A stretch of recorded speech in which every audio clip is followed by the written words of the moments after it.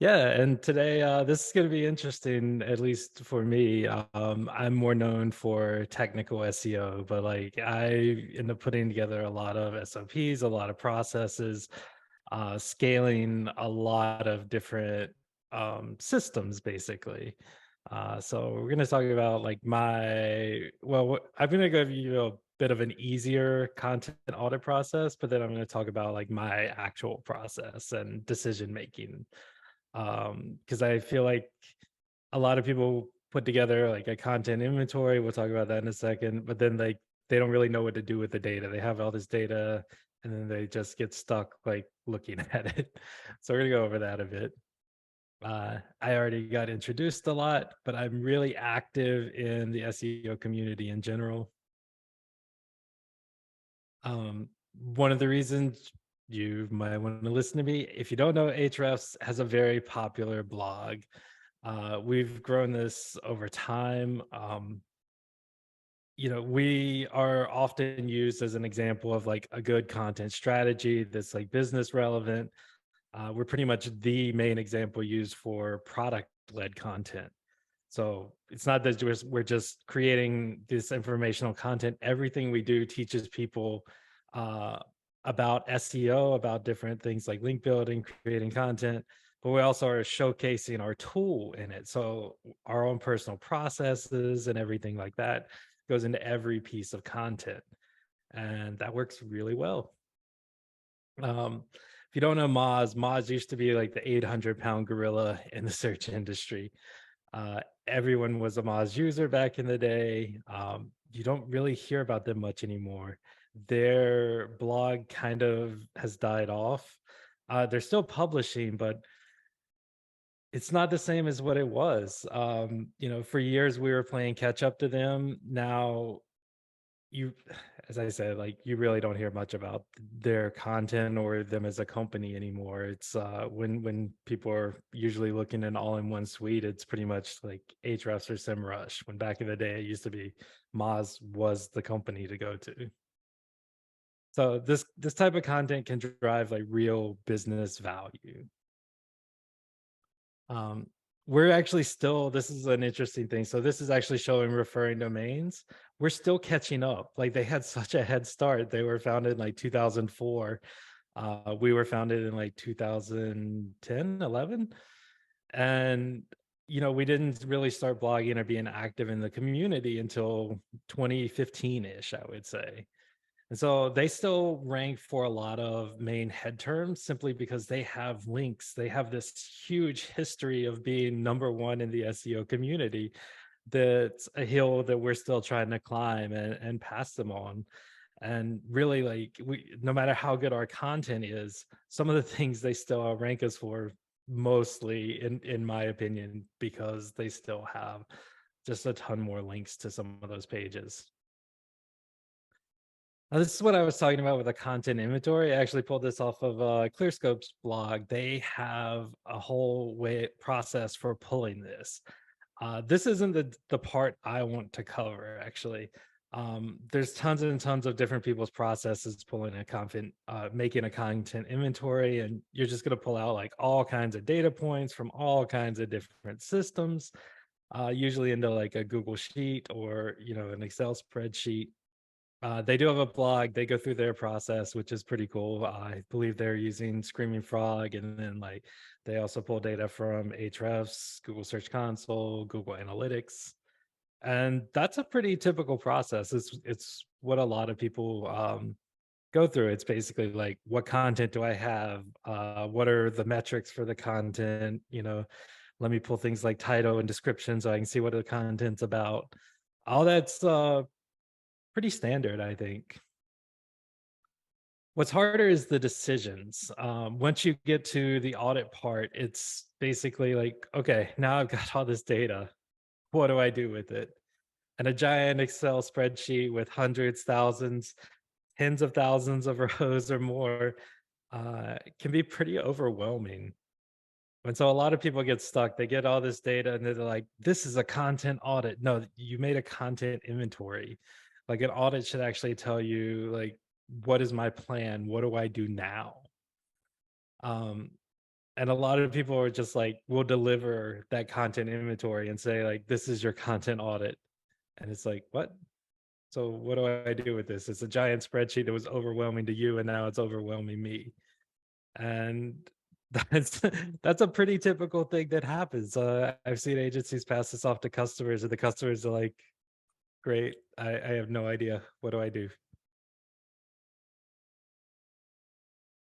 And so I found like flowcharts help. This is actually a very basic content audit where you're only looking at like organic content, like content that you really want to rank. That's really only meant for organic.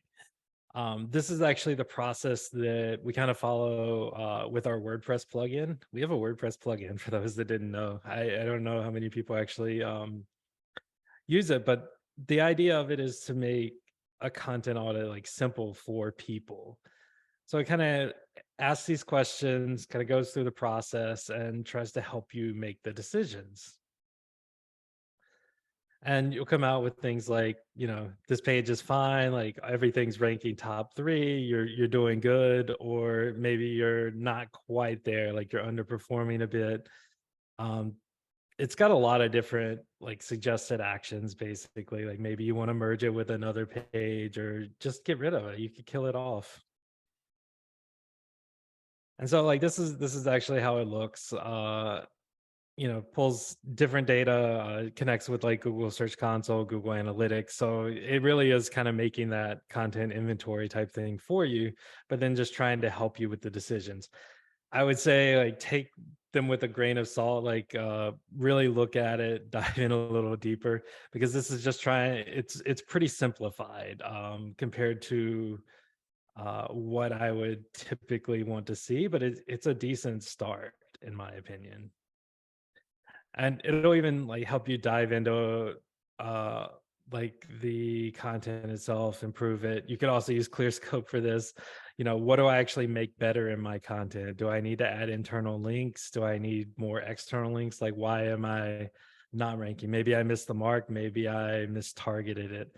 There's a lot of decisions that actually go into something like this, which is why I still think no matter what your inventory has, what your audit process is, like you really got to get eyes on, which is why the content inventory can be overwhelming. Is, do I really want to go look at 100,000 pages to see are they ranking, why they're not ranking? It's probably a little much. You got to kind of weed that down and prioritize.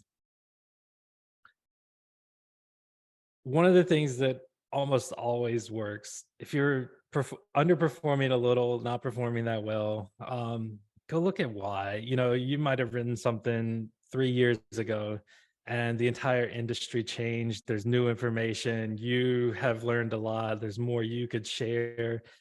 You can simplify. Refreshing content works. It works really well. This is, you can see that over time, like we've actually started to do this a lot more on the Ahrefs blog. Now I think it's roughly a third of our like 500-ish posts that we've actually just rewritten completely, republished. Not to say that you should always just completely rewrite them. These are ones where we miss the mark. We also do a ton of tiny updates that we don't really consider like a full refresh, but where we'll go in, we'll simplify, or like we'll add a section, add a little more information, add a little process or something, update screenshots. Like we're not really considering that like a full on refresh or rewrite. But still, the ones that we have like fully redone, that's almost a third of the blogs we've written.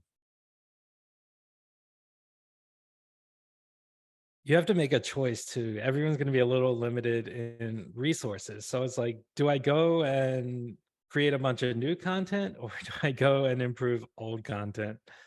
Uh, this is one of those decisions where it's like, it's a personal decision. You kind of have to make that choice. And there's not really a right or wrong answer. A lot of times I would say you will get more results from updating your old content, but if you're also like stagnant, you're not creating, you're not targeting new opportunities, you're going to be missing out. And I'm a big fan of the sooner you can get content out, the better you're going to do over time. there's always a fun argument of like, oh, if I have 1,000 posts, do I drip them out like once a week or do I publish them all at once? And I would choose publish all at once every single time. Simply because like it gives them more time to gather links, and you can always go in later and add things like internal links, improve that content, and figure out like which ones were successful. Maybe you don't do anything, but the ones that kind of miss the mark a little, uh, figure out like what you can do better.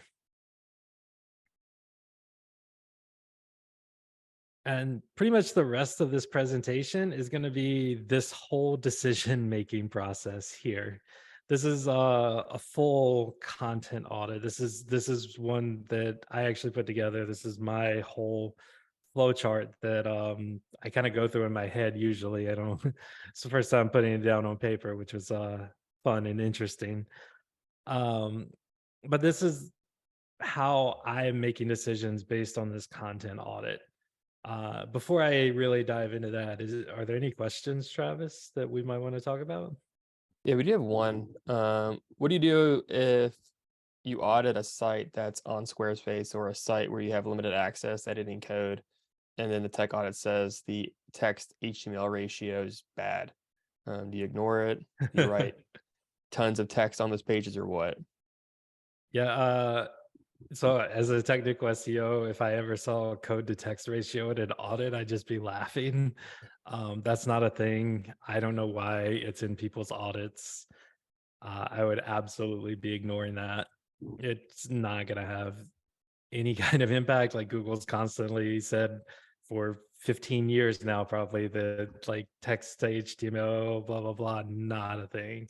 Or yeah, text to code, text to HTML. If you see something like that, it's just kind of BS. It's like we added another check to our 500-point checklist and it does nothing. Awesome, yeah. And then another person asked, kind of going back to the Ahrefs WordPress plugin, is there an equivalent plugin for Webflow? No. Um, I don't think Webflow really has a huge market share yet. As I said, I don't even know what our usage statistics are like for our WordPress plugin. Um, I hope more people are starting to use. I know initially, like we had some trouble and all with it, like slowing down sites, but like all that's been fixed for at least a couple years now. Awesome. And like it's a pretty good starting point, I think. Where I hope it to go will go is ultimately like what I have here. Going from what was the very basic flow chart that only includes organic traffic to being able to audit and answer all the questions. There are some things that we have to build in order to make that happen, but that's kind of the future state that we're aiming for. Cool. Gotcha. Awesome. Yeah, we can continue. I think there's a couple more questions, but we can hold those for a little bit. They may be answered soon. All right, I'm gonna try and zoom in here. Yeah, I also dropped See in how a this link to goes. the flow chart in chat too. Oh, awesome, perfect. Yeah, so the other one basically only covered organic search traffic, but like what do you do with pages that don't have organic search? And that's kind of this part of the flow chart here. Is it getting traffic from another source? There are things that are useful that like you don't want to just go and delete. And the problem with the content inventory and some of the decisions made, people will be like, well, it's gotten no traffic from Google in the last 6 months. Let me delete that. It's typically going to delete things you probably don't want to delete. Things like case studies, social proof, even like user studies. Uh, I, I, I actually have a legit story where once someone told me we should go and delete our terms of service page. And I'm like, that sounds like a bad idea. This was not at Ahrefs. This was back when I worked in house, and I'm like, "What are you talking about?" But like that was a decision that they came back after they went through the content inventory, and they're like, "We'll just delete all the pages that don't get X amount of traffic or blah blah blah." Like the decisions they make sometimes are ridiculous. That's why I say you really got to look at this stuff. Deleting navigational pages, deleting paid search pages. Okay, cool. You got no traffic from organic, but you send like 1,000 people every day there and paid. Does that sound like a good idea of something you want to delete? Probably not.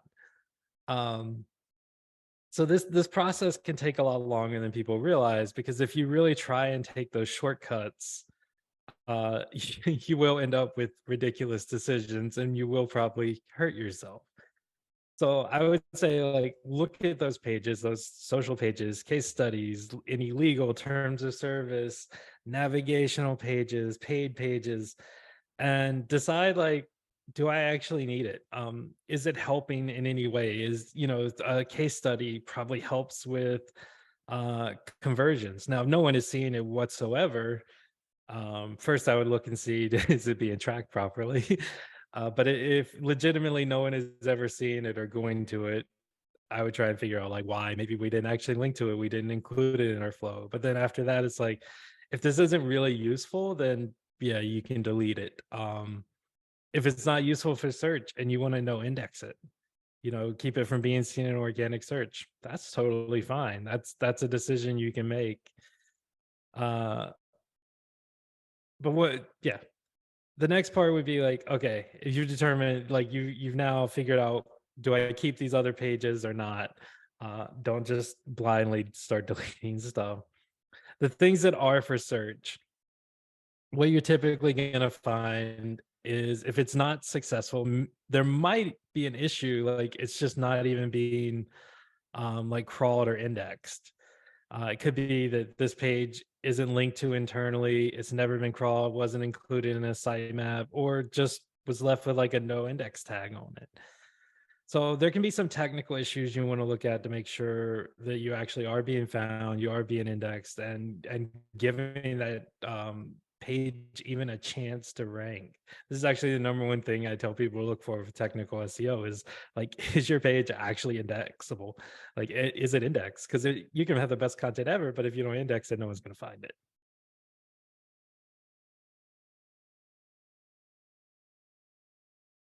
And then this is very similar to the very simplified flow chart. Like, you got to give a page a little bit of time.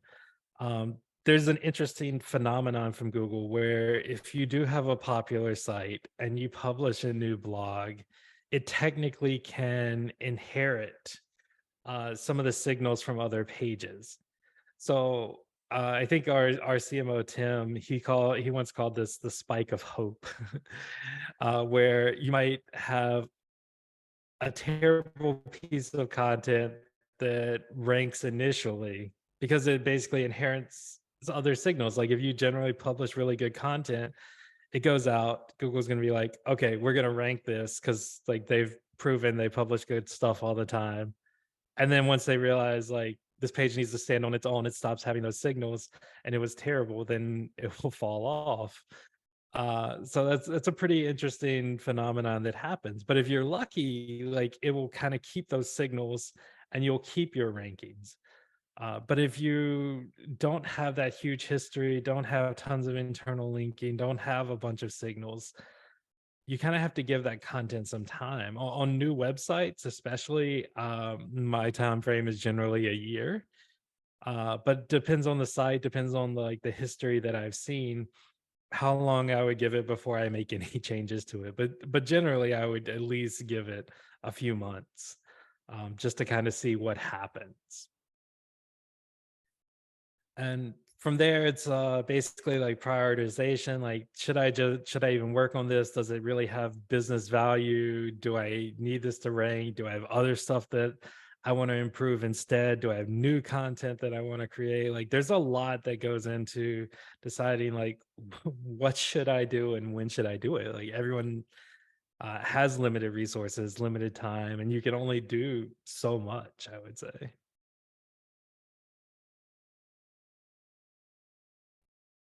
Let me go back over here. Just I'll get back down to that section for a second. But, like, if it's already like getting organic traffic, uh, what can help with the prioritization is, like, are you happy with the amount of traffic? Even some of those posts in the WordPress plugin that are marked underperforming for Ahrefs, like I'm totally fine with where they are. Like they might be ranking fifth or sixth.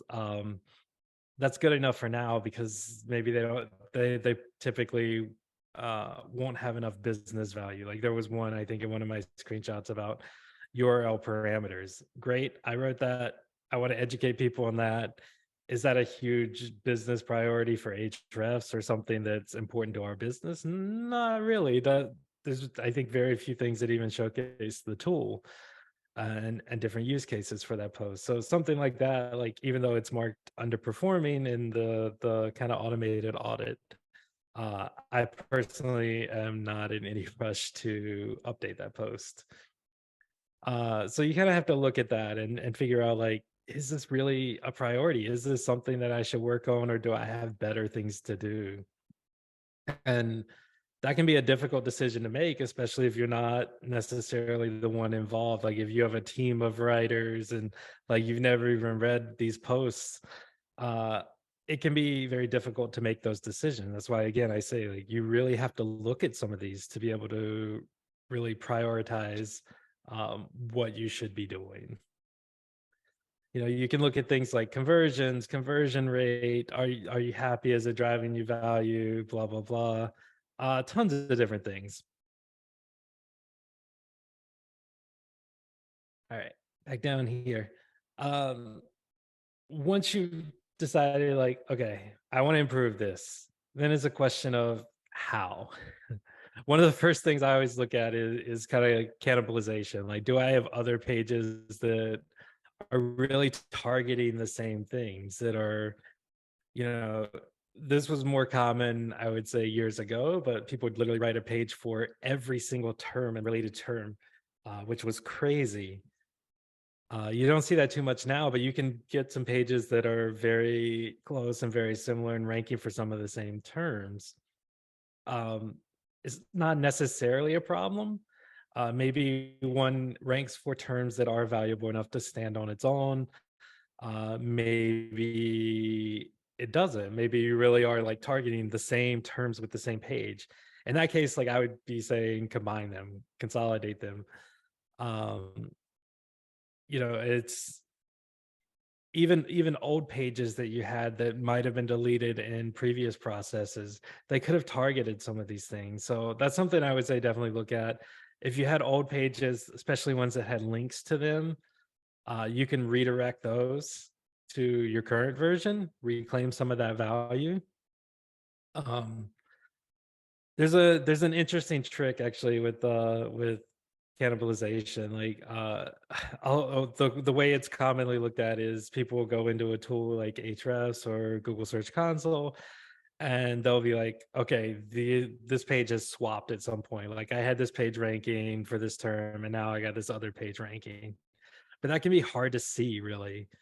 Um, if you actually take the Google search URL and add and filter equals 0 to the end of it and press enter, it removes what's called domain clustering from Google. It's a filter that they use. And what that will do is show you like where each individual page ranks. Basically, like you're limited mostly to 1 to 2 pages that show in the search results.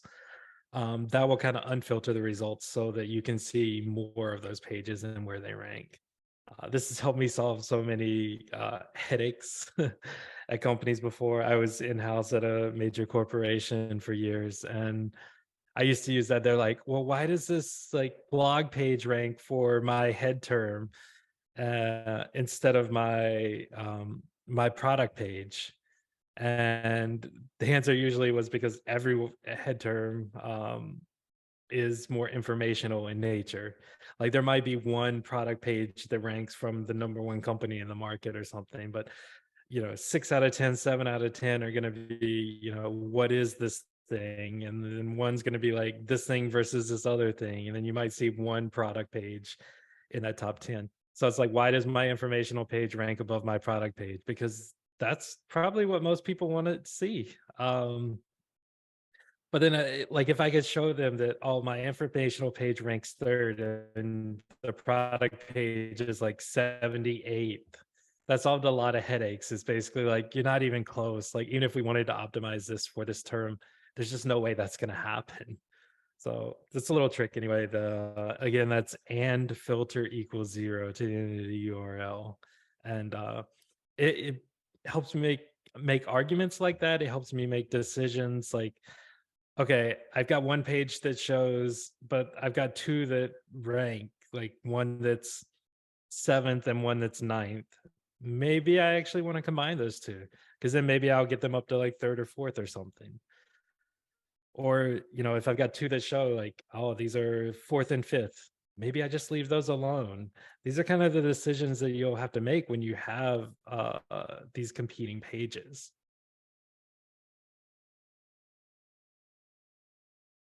If you don't have that, if you don't have those opportunities, your next thing is going to be basically your content.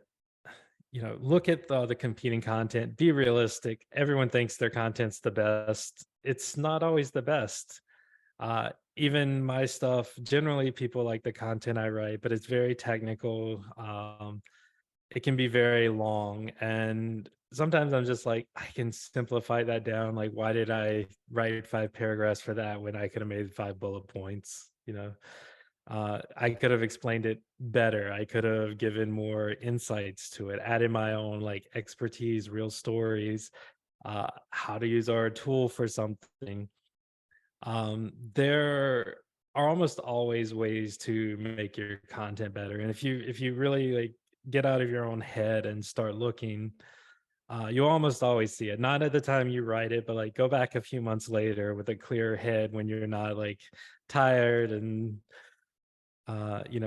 spend all these late nights writing this content and blah blah blah. When you go back with a clear head, you're like, yeah, they wrote that better. They simplified that part. Like that was nice the way they did that. And you can really find these opportunities to improve. If you haven't used uh, any kind of assistant software, ClearScope, I've used it in the past. I think it's a great tool, honestly. Pulls a lot of the same data that I would pull myself to say, like, maybe there's more I need to add to this, more related things. And so, like, you can definitely run through a process like that to see, like, maybe there's I need to add a paragraph about this thing that I missed originally. But, like, oh, I got competitors that talk about that. So there might be a more complete answer. And there's some basic like on-page optimization, your titles, your headers, etc. Um, a lot of times people will focus on their images. Images really help you more with image search, not necessarily the organic search. So, like adding your alt text for images, I know it's a ranking factor. It was actually a ranking factor for images, not organic search, as far as I know. So stuff like that can cause you to waste a lot of time, especially if you got an image heavy site where it might not really help you in the organic search that you want to rank for. Uh, Internal links would be the next thing I would look at. Like I actually plan out all internal links before I even publish an article. Like I go ahead and look and say, like, where on my site am I talking about this thing? This is what I wanted to rank for. Let me search for some of these terms, and then let me go add it. But even then, like, I don't find everything. I think ClearScope even has something like that as well for the internal link suggestions.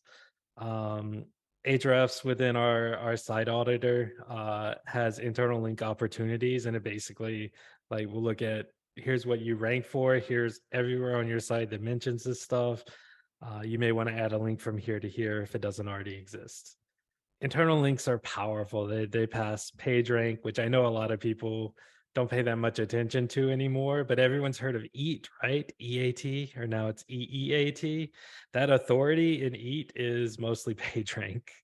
That's been confirmed by Google, by the way. I think a lot of people are like, oh no, I need to work on my author box and blah, blah, blah. PageRank, PageRank. Internal links are easy. You control your site. You can add those. External links are harder, but like that's where I would go next. If it's really not ranking, I've done the best I can do with my content. I've been through a couple of revisions to try and make the content better. I've got all the internal links that I can get. What's left? And the answer is usually going to be links, the external links. And I think a lot of people, they really don't like link building. So you might just get stuck there. Some companies just are not allowed to link build. I've had many companies that are like, no, no, no, you can't do outreach. Like corporate says, legal says, you can't represent the company, can't reach out, blah, blah, blah. Um, so you got to get more creative, do things like data studies, blah, blah, blah. Maybe some digital PR, and then like get links to those pages, internally link back to your relevant pages. There are ways around it basically, but any link building is generally hard. We have a ton of guides, there's a ton of different methods. Um, I would say like for the most part, for the SEO niche where we play, Ahrefs blog can pretty much hit page one for any topic we write about. Like we are pretty well known.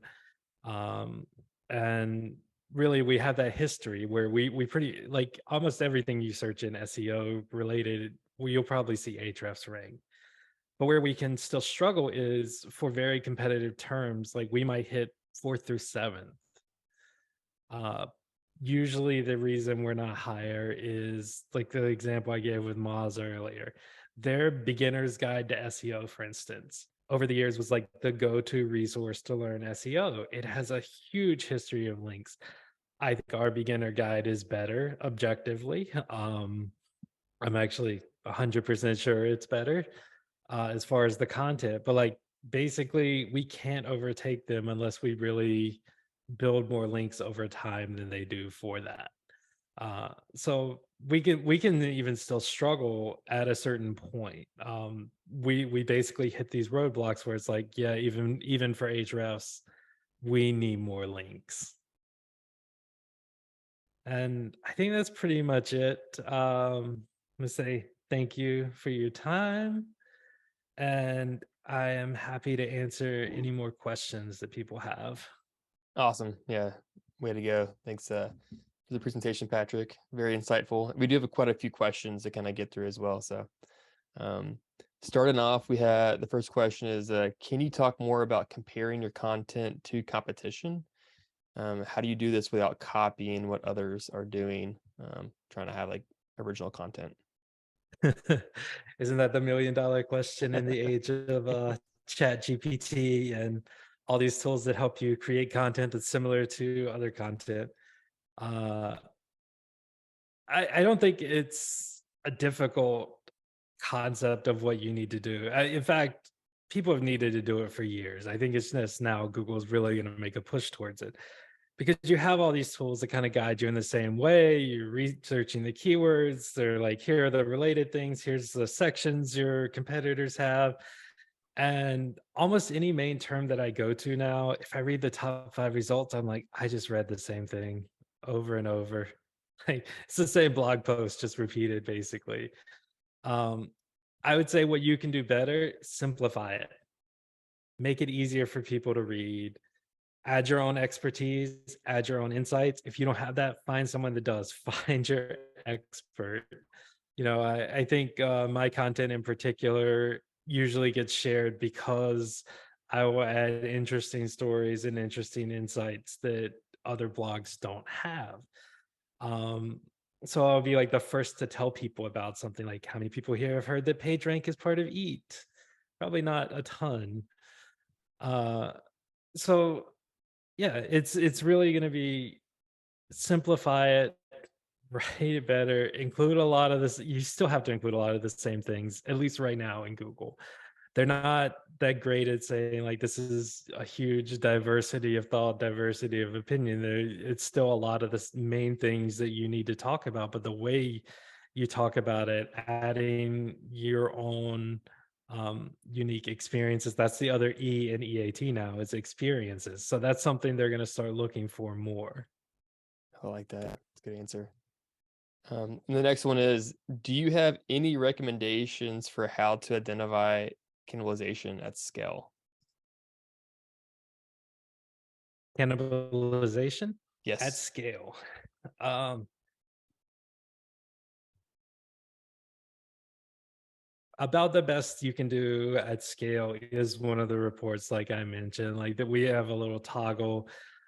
You can see there's a few reports with like Google Search Console that will show you basically where pages have swapped over time. And that's kind of the current state of the industry. I have something proposed that would actually help solve for that by pulling the unfiltered search results. We'll see if I can get that in the product anytime soon. Because that's really the only way to see it is if it's not swapping, but like you're cannibalizing. Um, there's no current way or tool that really shows that well, in my opinion. Oh, interesting. Yeah. Um, and then how would you recommend balancing potential cannibalization with building topical authority? I'm not even sure I understand that question. Um, like you, I think what they're saying is like if they're building topical authority writing about the same topic, like how do they prevent themselves from cannibalizing their content? mm, I mean, try not to write about the same thing, Yeah. I guess. Like write about related things, but that are slightly different, that are targeting at least another main term.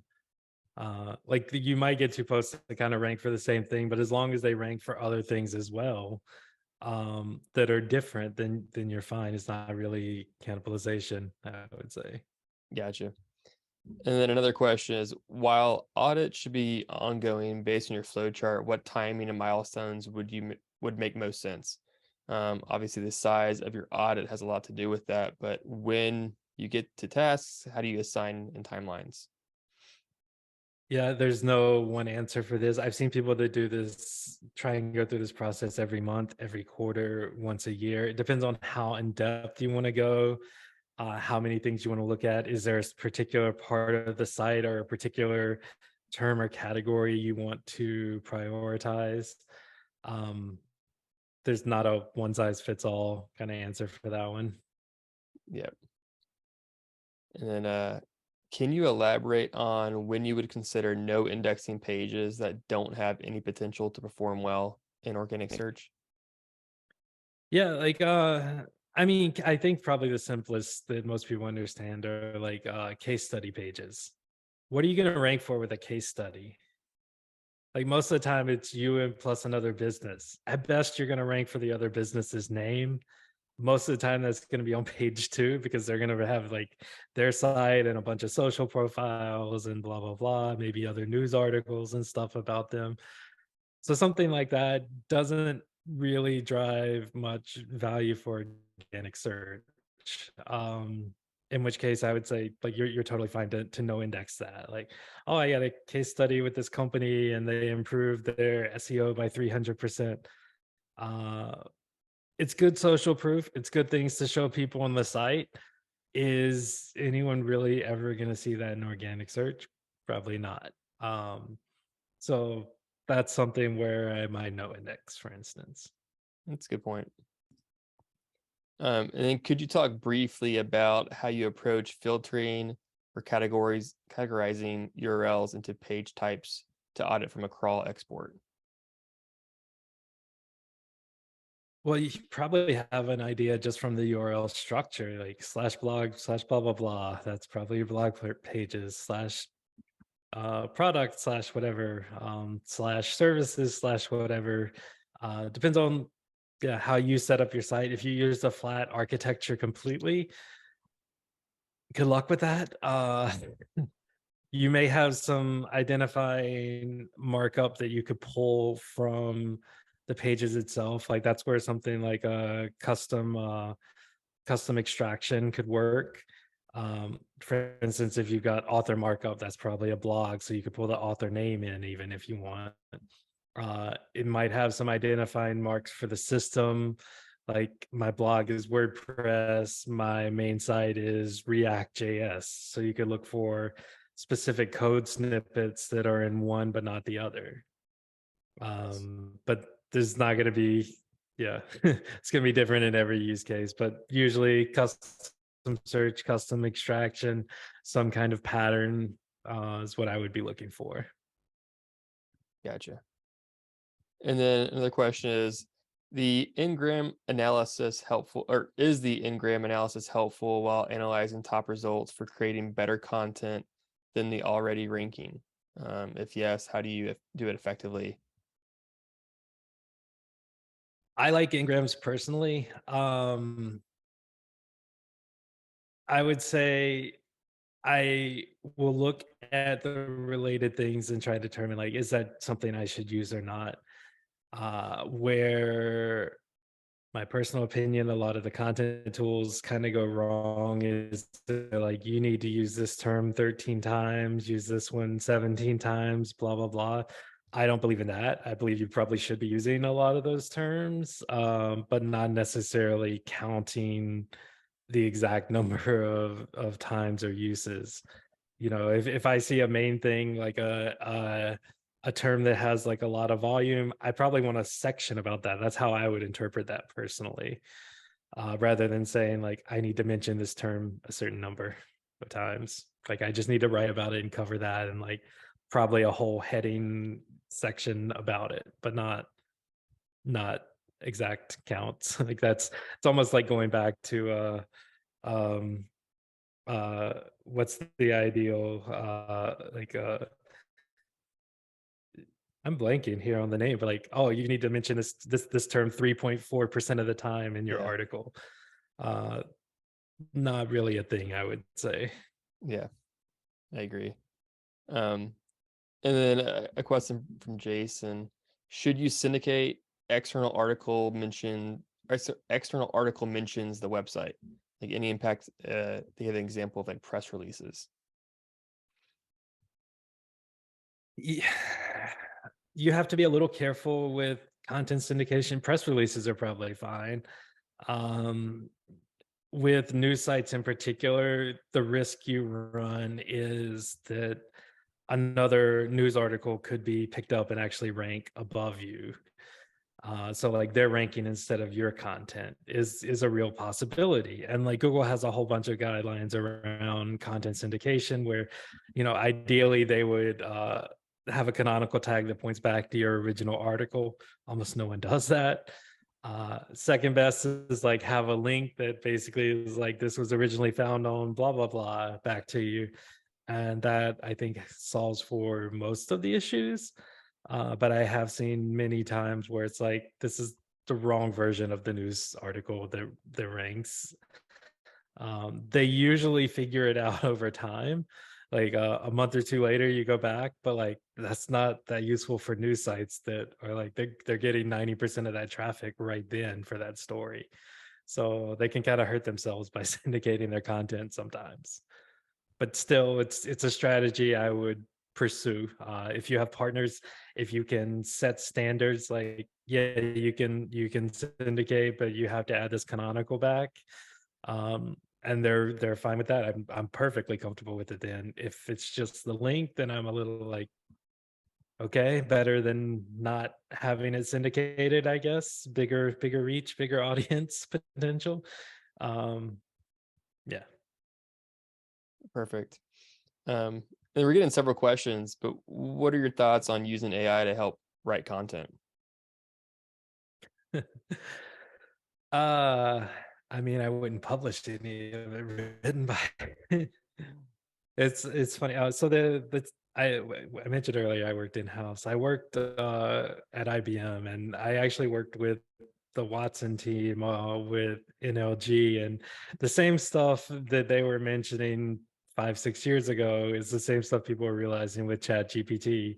Like it's making stuff up.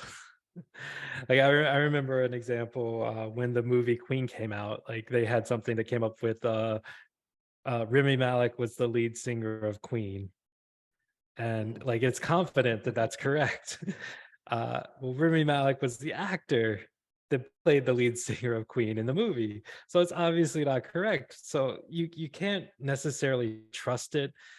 It's never gonna add any real insights, expertise, thoughts of its own.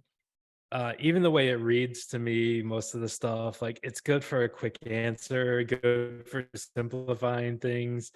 I can't stand to read it. It's kind of repetitive on a lot of the things that it writes.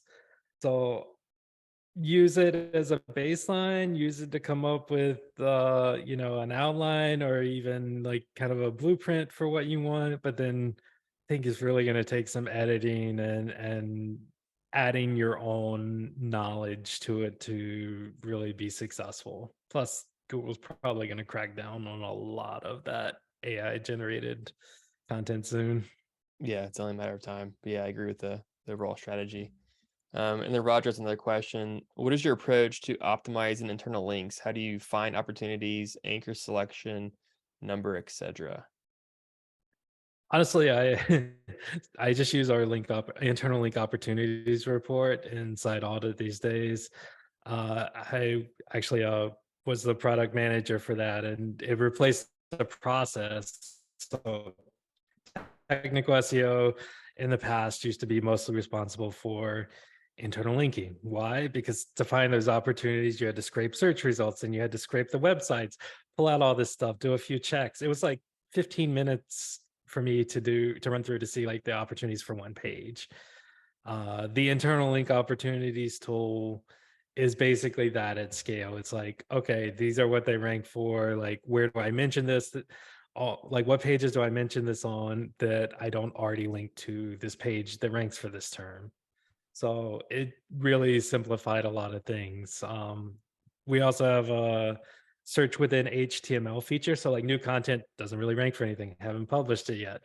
I can say like, well, this is my main term. This is what I wanted to rank for. These are some related things. And then I can search and see like what pages that I actually mentioned this term on already on my website. So I can go ahead and plan and to go add internal links to those. Oh, perfect. Fantastic. And it's actually the last question that we have so far. But are there any particular types of conversion tracking that you recommend having set up in Google Analytics to help with the content audit process?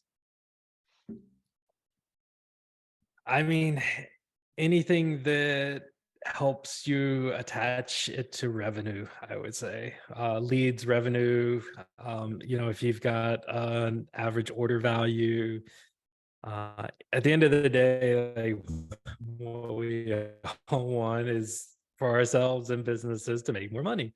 So any conversion metrics you can pull that's like I'm doing well, or even trend history. I think that gets overlooked a lot of times in audits. It's like maybe this last year at this time I was getting an average of 100 orders a month on this page, and now I'm getting 10. So data points like that can really help you say like this has the potential to do more, to be better. I even pull like we have a metric at Ahrefs that's like traffic potential, and it's basically the traffic of the number one page ranking for something. So I'll pull stuff like that personally to say like, okay, my page is getting 100 and like someone's getting 10,000 um, searches a month for this thing, or 10,000 clicks to their site a month for this thing. I'm probably not doing something as well as I could have. So there's no really right or wrong way. I didn't really want to Yeah. cover content inventories because I feel like that is covered very well by a lot of articles online. But it's the decisions that you make with that are more complicated. I think so many people spend a lot of time making the inventory that when they come to the decisions, they just like blank or something. They're like, it's too much data. So they make those weird decisions like, oh, it's got no organic traffic. Let me delete it. And then they're like, we need to delete our terms of service. What? Oh, Yeah, that's a good example.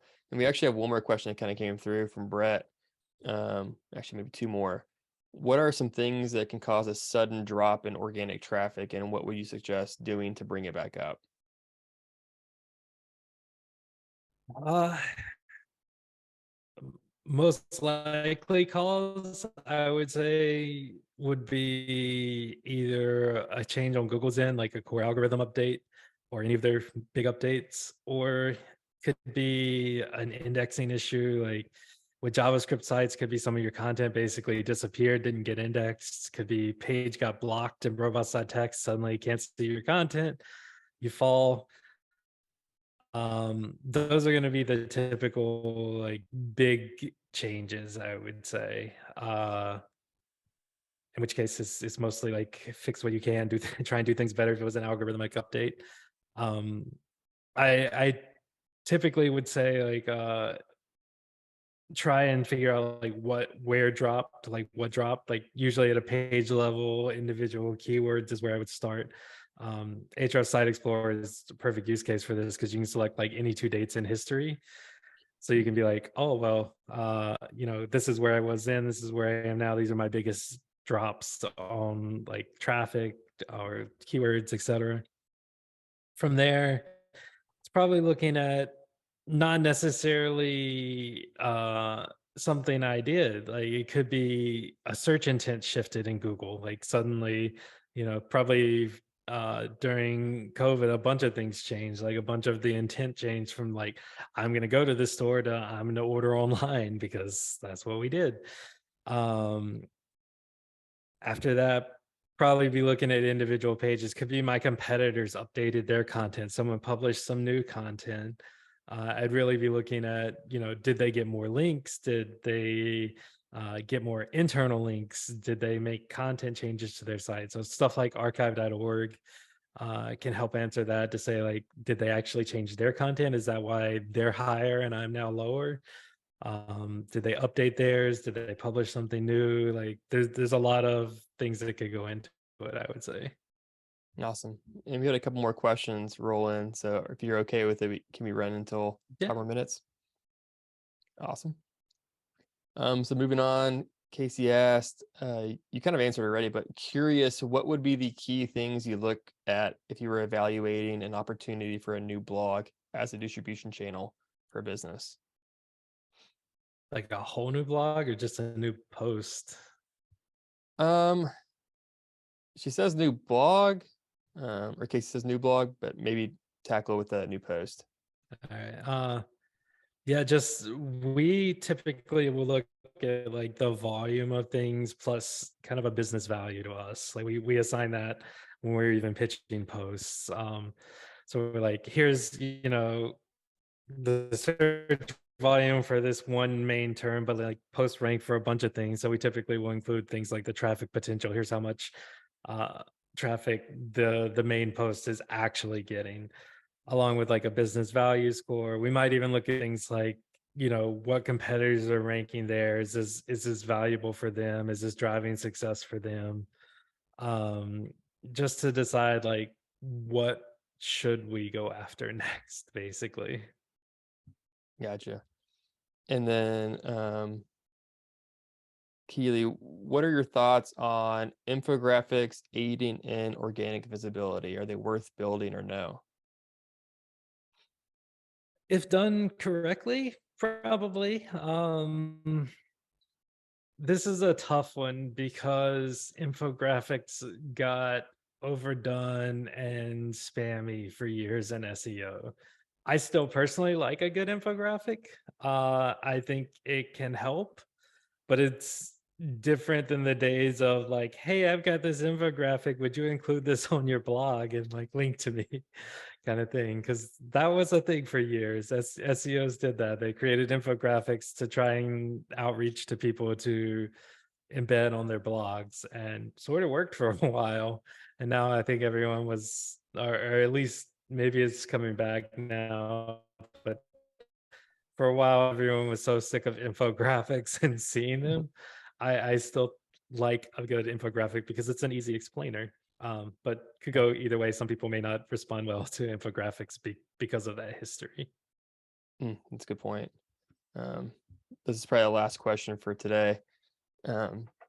Justin asked, assuming it's been around over a year and all the right things are being done, should you delete no index content that's still getting zero organic traffic?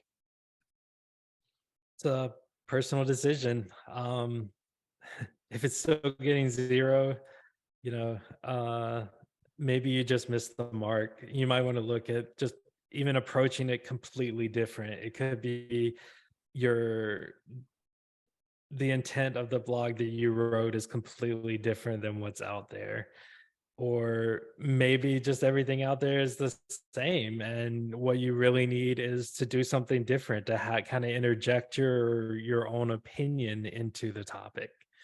If it's something I want to rank for, I would be hard pressed to say like we should no index it just because it's not getting traffic. But like if I really want to rank for it, I would just try something different and see if that works, because whatever it's doing now, I guess just is not working.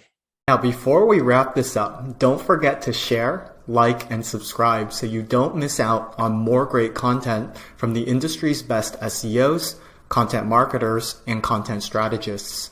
The ClearScope webinar series happens every week and helps SEO content creators of all skill levels advance their knowledge. Hope to see you. Tune in next time.